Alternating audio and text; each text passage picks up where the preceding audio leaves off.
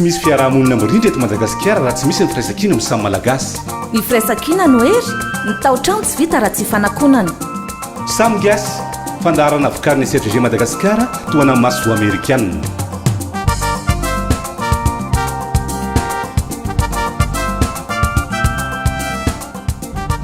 Satria matetika rehefa misy tetikasa ohatr'izao dia vehivavy foana no anton'ny olona, nefa ny tsapanay ao tanatin'ny groupe fa ny lehilahy no tena anisan'ny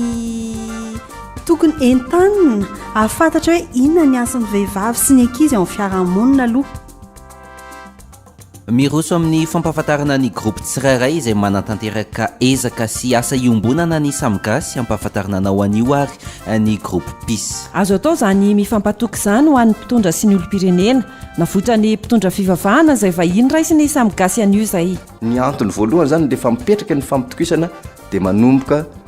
mandry fahalemana. Ny saina ny foamam-panahy dia mitatra makany amin'ny fandriam-pahalemana amin'ny endrika rehetra izay atao fahavomanavaka izany rehefa tatevaka ilay fampitokisana dia mora ihany koa ny mametraka ny filaminana sy ny fampanotrona izay tena azo antoka ary tena sahanaina milaza hoe azo iainana izany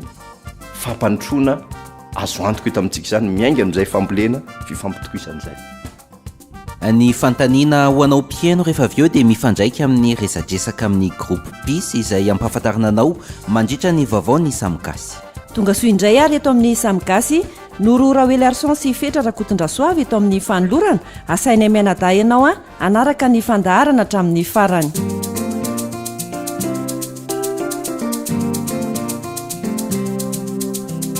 Samgasy ny vaovao.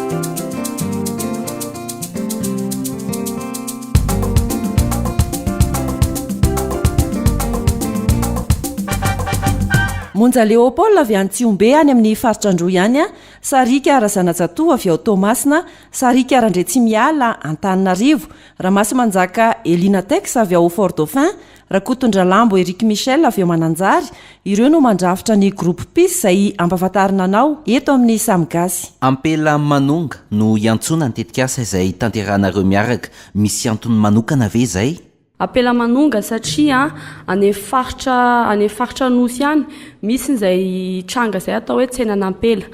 Amin'ny tsenan'Ampela io dia misy tovavy manomboka eo amin'ny 13 taona eo raha azo lazaina hoe varitena zany zareo. Ka le tetikasanay dia mamerina indrindra ny asan'ireo vehivavy, mamerina koa ny lanja omena vehivavy eo amin'ny fiarahamonina. Ankoatr'izay dia mba miteraka fahatongavan-tsainan'olona amin'ilay zava-doza terakin'ilay tsenan'Ampela. Izay ilay tena votoatin'ilay tetikasa Ampela Manonga. Fa manina no ny safidiana izay tetikasa izay? Safidiana ny tetikasa mikasika ny Ampela Manonga izay mifantoka indrindra amin'ny fiarovana an'ireo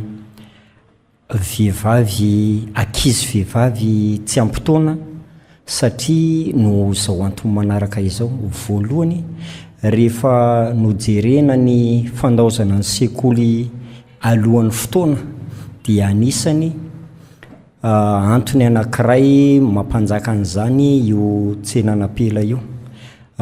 Ny fiparitahan'ireo arety mifindra vokatry ny firaisana ranofo tsy voaro dia anisany azo avy amin'ny tsenan'Ampela io ihany koa. Ankoatran'izay ny fahazahoana voka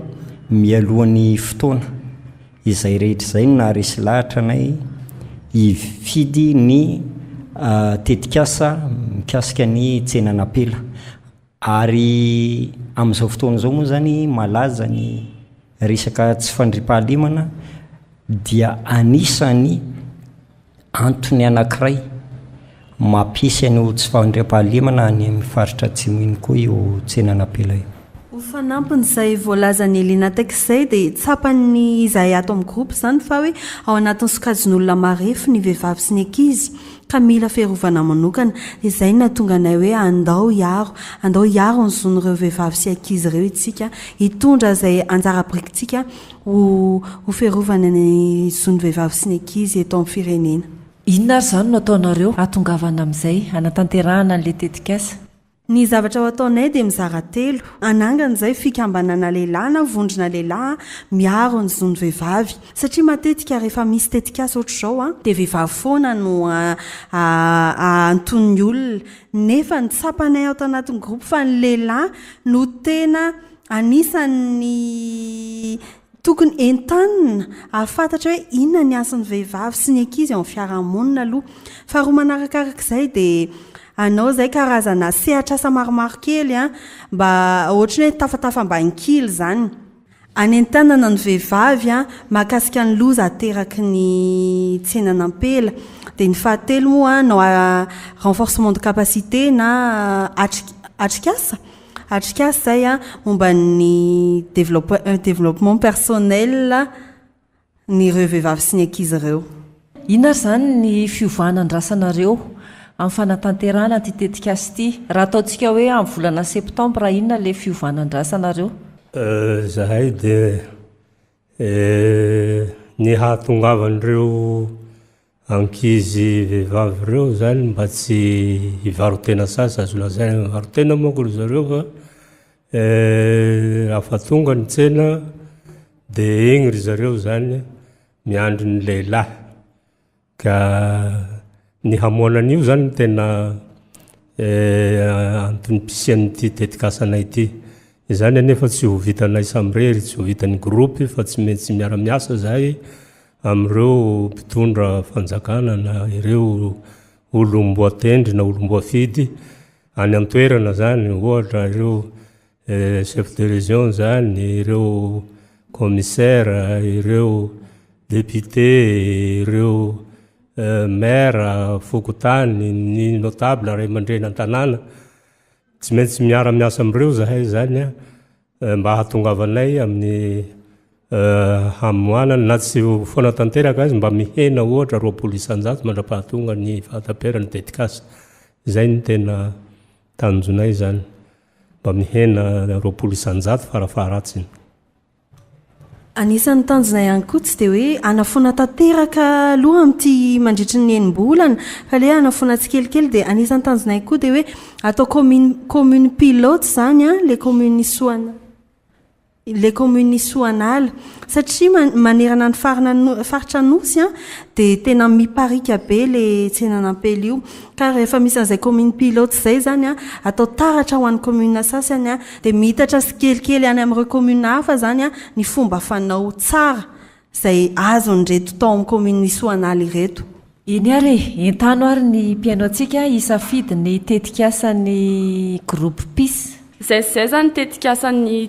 groupe PIS hoe le apela manonga ka entanantsika rehetrarehetra safidy anay a andefa IC espace 3 PIS amin'ny 032 32 032 30 marina fa tsy andoavam-bola io ka manentana anareo zay fidy anay rehetra. Efa misokatra ny fividiananao mpiaino ireo tetikasa iombonana miompana fandriampahalemana sy ny filamina fiarahamonina. Tetikasa 10 tanterahan'ny groupe 10 ivondronandreo PIS builder enina amin'ny 20 mianadahy no aroso tsarainao mpiaino io. Ny larana 032 32 032 30 no andefasanao SMS. Raha isafidin'ny groupe aina avao ianao dia alefaso SMS ny IC espace 1. Raha isafidin'ny groupe GSM dia alefaso SMS ny IC espace 2. Raha isafidin'ny groupe PIS dia alefaso SMS ny IC espace 3. Raha isafidin'ny groupe fanjiry dia alefaso SMS ny IC espace 4. Ary raha isafidin'ny groupe mandrava sarotra dia alefaso SMS ny IC espace 5. Filan-kevitra 032 32 032 30.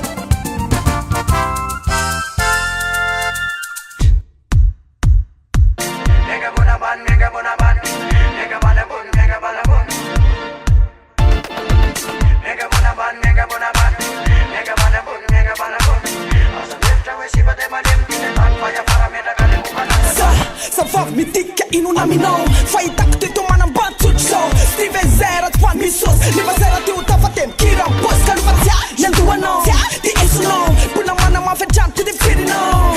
tika anaty findra vaovao za tefa veleo etotra amizao eto zaba ty ho lavitry ny seto aloha zay mba hiteny na izy na zao zaba le ho tena sanatry miakinaminao Favisio fa mafilaina isilaina isilaina metamina nakata fona nasana tira yonskantan senda lavi manakena fandayandwan goliyarna kamira tafanamtan amtan nega bonaban nega bonaban nega banabon nega banabon asamefta mesipade malem tiletan faya farameta kalemu banasala na misprem me wasa fi uverse na fila no yu ma fita tini gerse sa chama dalseja na yu fana la tina se tu bula nova sempula yad mas na watana bula tu kalafa jamfta sena para kwa no tegina so manakila so itu sempati ulaf tini se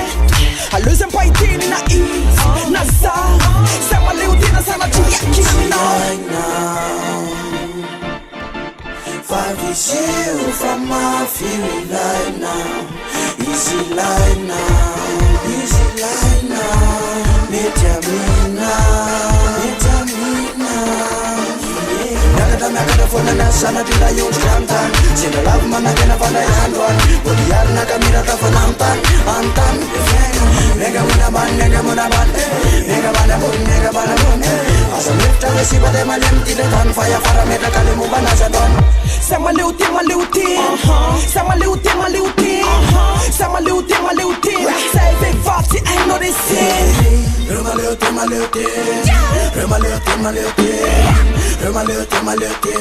big party was no resi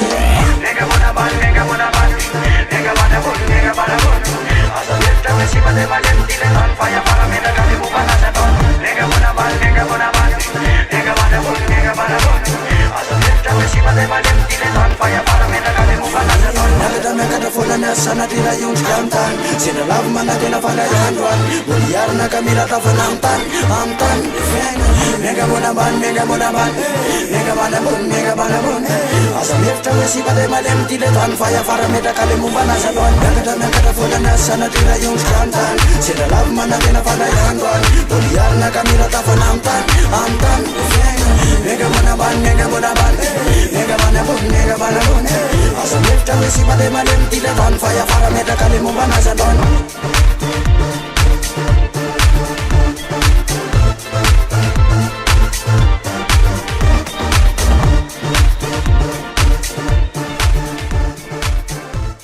efa nampahafantarinanao teto amin'ny samigasy ny groupe aina vao ny groupe GSM ary ny groupe PIS amin'ny heriny dia ny groupe fanjiry indray no fantaritsika eto amin'ny samigasy tsy hevina trano ho an'ny mpiaino izay vao izao no manaraka ny fandarana samigasy fa ny fandarana dia natao anehoana ny dingan'ny fanatanterahana ireo groupe 5 manatanteraka ny tetikasa iombonana vondrona 5 avy amina mpiofana Peace Builder miisa 4 mianadahy tafiditra indrindra izay amin'ny fizohina ny fahaizan'izy ireo sy ny fampiaran'izy ireo izay fiofanana atrehanjany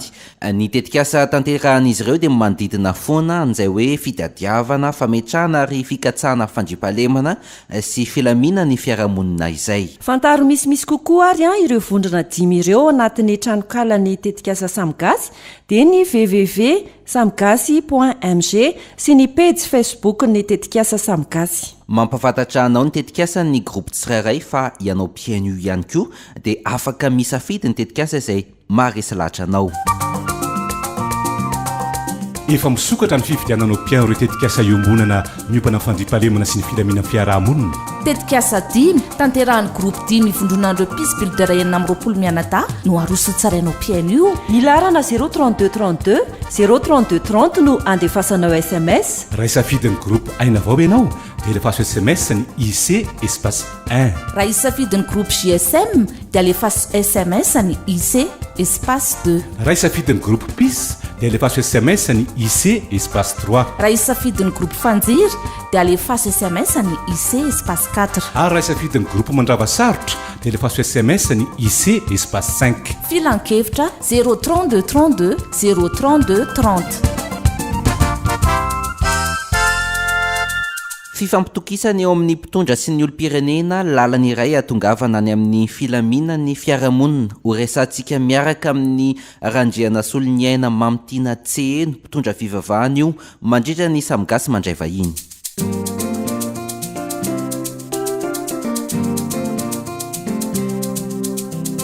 samgasy ny vaovao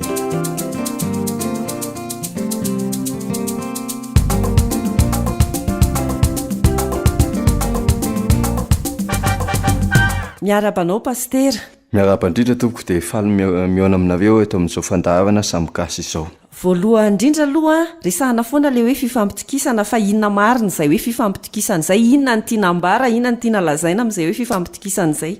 ia va atao amin'ny fitinina amin'ny teny anankiray a ny hoe fifampitokisana dia lavitry ny fiahiahina sy ny fitebidebe na ao anatina fifandraisan'ny olona anankiray na vondrona anankiray na vondrona maromaro ao anatina fifandraisana zany hoe mifampatoky ny olona rehefa tsy mifampiahiahy zay ny amin'ny tianako azy raha ataontsika hoe jerentsika amin'ny fiainana andavanandro eny amin'ny fiarahamonina eny an-tanàna na hoe fiarahamonina eo amin'ny ataontsika hoe misy ny mpitondra sy ny entina ny olom-pirenena zany manahoana ny endrik'izay fifampitokisana izay raha ny fahitanao azy ianao mahita ny zava-misy eny an-tanàna eny raha eo amin'ny fifandraisan'ny mpitondra fanjakana sy ny entina zany hoe ny vahoaka malagasy zany ny endriky ny fifampitokisana dia ny hoe ny mpitondra matoa izy napetraka hoe ho mpitondra dia misy andraikitra ny fidianana na nanendrena azy eo ka raha ohatra ka apetraka hoe mahatoky ny mpitondra ny vahoaka entiny dia tsy misalasala izy fa tena iantehitra amin'ny mpitondra io hoe manao ny andraikitra zay ny fidianana azy ny mpitondra avy manatatevaka ny andraikitra zay ny fidianana azy izy ireo andaniny ihany koa ny vahoaka zay entin'ilay mpitondra misin'izay fifampitokisana zay dia mino sy mahatoky izy ireo fa ny vahoaka entiny dia hanatatevaka ny andraikitra manandrify azy manoloanan'izay takina amin'izany vahoaka zany arono miaina n'izay resaka fifampitokisana izay ve nefa le malagasy na hoe le fiarahamonina amin'izao fotoana izao eny raha amin'ny ankehitriny a manalasala ihany ny tenenana hoe tena mahatoky tatevaka ny mpitondra ny vahoaka ary manalasala ihany koa ny tenenana hoe tena mahatoky tatevaka ny vahoaka malagasy ny mpitondra dia ahoana le fiseho an'izay tsy fifampitokisana izay raha ianao zany milaza hoe tsy misy le fifampitokisana dia ohatrany ahoana le endrikendrika izay tsy fifampitokisana misy zay ia le izy tsy hoe tsy misy fa manify kely zany le fifampitokisana ankehitriny atevaky ny zavatra antony betsaka fa tsy hoe antony tokana fa antony betsaka mihitsy zany no mifamatopatotra ao anatiny mivaha ao anatin'ny fifampitokisana fa ny anankiray antony mitevaka ny tsy fifampitokisana dia hitako dia ny fitsofoan'ny fahakany makanjava toerana lehibe ny fidivan'ny tsy fahamarinana sy ny kolokolo angany ahafahako milaza anazy satria rehefa tafiditra ao anatin'ny fifandraisana ny kolokolo sy ny tsy fahamarinana dia lasa tevaka le tsy fifampitokisana raha ohatra nefa ny ary misy izay fifampitokisana izay ina ny mety hoe ho vokany tsara eo anatin'ny fiaraha-miaina ao anatina fiarahamonina raha tatevaka zany le fifampitokisana hoe tafapetraka avaky ny tokony izy le fifampitokisana dia be debe ny zavatra tafapetraka voalohany indrindra aloha dia ny resaka fandripahalemana satria raha vao tsy mifampatoky mihitsy sika tsisy fandripahalemana satria ny fandripahalemana ny tsy hoe resaka fifampitifivana sy resaka fanafiana asan-jiolany fiandohan'ny fandripahalemana fa le fifampitokisampifandraisan'ny andaniny sy ny akilany mihitsy eo no manomboka ny fifandriam-pahalemana ka ny antony voalohany zany rehefa mipetraka ny fifampitokisana dia manomboka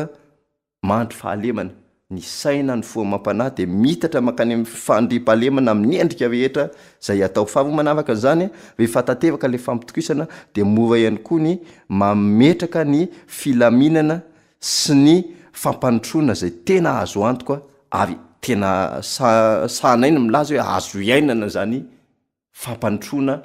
azo antoka eto amintsika zany miainga amin'izay fambolena fifampitokisana zay ahoana ary no atongavana amin'izay ny atongavana dia ny voalohany indrindra aloha dia ny fanabeazana indrindraindrindra ny vanim-potoana ankehitriny zay vanim-potoana ny tsy mahary-pevy vanim-potoana ny tsy mahavitra zavatra tsy manana faharetina ntsony de miaingany fanabeazana sy fanolokolona miaingany fotony mihitsy zany fa tsy hoe alatsaka avy any ambony fotsiny fa tena fanabeazana sy dinika miaingany fotony zany hoe miainga amin'ny hoe fampidivana ny rehetra ao anatin'ny tontolo zay ambolenan'zay fampitokisana zay zany hoe miaingany fotony mihitsy zany ny fambolenan'lay fampitokisana amin'ny alalan'ny fifampitiniana sy ny fifampiresahana ifotony fifampidiniana sy fifampiresahana eo amin'izy asizy zay satria tsika miresaka hoe mpitondra fanjakana sy ny vahoaka de mba satria eo no itedavana an'le fampitokisana de ny fanekeny ny mpitondra fanjakana idina ifotony mihitsy avy tena hoe handray ifotony amin'ny ny avany fotony ohatra hoe hevitra zany no araisina ohatra de hoe misy andray tranga anankiray ao ohatra nyresaka fandripahalemana zay mampikaikaika naiza faritra eto Madagasikara kehitriny tsy misy afa-tsy ny fidinana ifotony avy famahana ifotony ny fandripahalemana no hany atokavana an'izay fampitokisana zay fa tsy hoe fandefasana mpitandron'ny filaminana any mety avaolana ihany zany mandalo fa ny fambolena fampitokisana eo amin'ny mpitandron'ny filaminana sy ny vahoaka ao anatin'le faritra anankiray zay fidinana ifotony zay le vahaolana tiako teneny hoe fambolena fifampiresahana sy fampitiniana ifotony zay zao andraikitry ny ataontsika hoe ny mpitondra sy ny mety hoe fepetra tokony ho raisiny ireo mpitondra ireo am'izay fametrahana fifampitokisana zay fa misy andraikitra manandrify ihany koa ve ataontsika hoe ny olo-pirenena mihitsy eny fotony zay eny marina zany tsy efa ny mpitondra fanjakana irery ny fambolena ny fampitokisana sy ny fambolena n'zay fanorenana n'zay filaminana fototra zay fa misy anjava fototra ihany koa ny vahoaka any ifotony any ny andraikitra fototra de ny hoe manaiky hoe za olo-pirenena satria tsy fananana n'le toetsaina maha olo-pirenena izay no banga eto amin'ny fiarahamonina malagasy lasa alay-panahy hangataka alay-panahy iandry alay-panahy hitavandra ny andraikitra ny mpitondra fanjakana fotsiny sisa andray ohatra fotsiny etiko ambolena anazavana n'le fampitokisana hoe resaka fahadiovana zany no akako an'le andraikitry ny vahoaka hoe andray hoe olona avivo zao no mandalo amina toerana anankiray eo amina toeram-piantsonana fiarakodia de zay tonga eo manary fonina biscuit anankiray zay tonga fa ava ohatra zany ka manaiky tompona andraikitra hoe isaky za mihinana eo fa ataoko any anaty etako ny fonina biscuit ka olona avivo manao an'izay de tsisy fako avivo isa eo fa ava ohatra ka olona avivo zay tonga de hoe fanavina eo de lasa tsy tatevaka zany le fampitokisana zany hoe ny fanekena hoe ty andraikitra manandrify de ho ataoko ty fa zay ny fototra ao anatin'le fampitokisana ihany koa satria rehefa tsy matoky an'izay koa ny fanjakana de alay-panahany evy de tereny reto mba tsy anatatevaka ny andraikitra manandrify azy hevitra teo zany hoe raha samy mandray ny andraikiny ny rehetrarehetra na ny mpitondra eo na ny olo-pirenena de isy izay fifampitokisana zay misaotra anao randrena soloniaina mamitiana tseheno na ny eo hevitra ary ny vahiny teto amin'ny Samgasy tamin'ity androany ity saotra indrindra tompo de makasitraka anareo nanasanay teto ndrafiso indrindra Samgasy mandray vahiny mandroso tompoko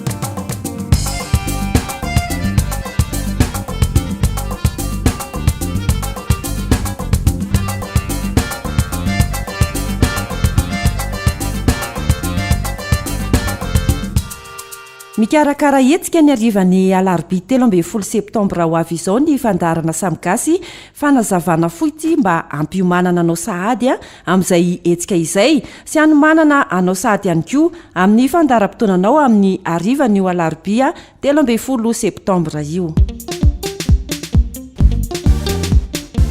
iona aminao antsehatra ny alarobia 13 septambra ny fandarana Samgasy anasananao piaino tsy akanavaka io alefaso SMS dian'izao amin'ny 032 32 032 30 ny famandrianao toerana raha Antananarivo no misy anao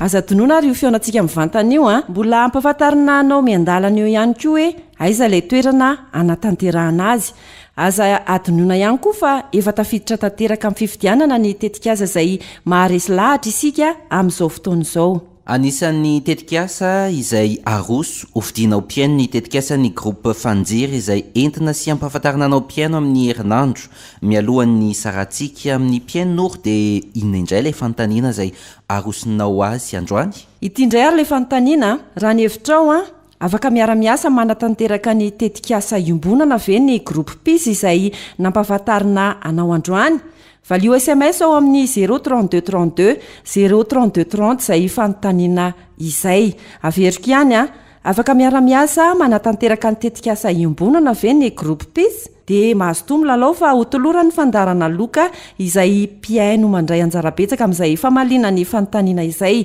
rehefa mamaly fanontaniana ihany koa ianao piaino a dia ampahafantaro anay hoe aveza ianao izany hoe raha ny diego no misy anao a dia asio hoe diego a ao ariany valim-panontaniana apetraka ao miampy ny anaranao izany izay fanontaniana napetraky nory teo izay no mamarina ny fandarana samgasy androany ny fandarana izay azonao arana ihany koa amin'ny compte youtube fandarana samgasy isaorana ianao piaino nanaraka ny fandarana hatramin'ny farany isaorana ihany koa ny air Madagasikara izay manohana ny fandarana samgasy norora oelarson sy fetra rakotondrasoava nanolotra ny samgasy androany a sandanirina ny kirakira ny teknika amin'ny herindray zahay a manome fotoananao piaino veloma tompoko veloma samgasy fandarana fikariny search for common grande Madagascar toana masoa amerikana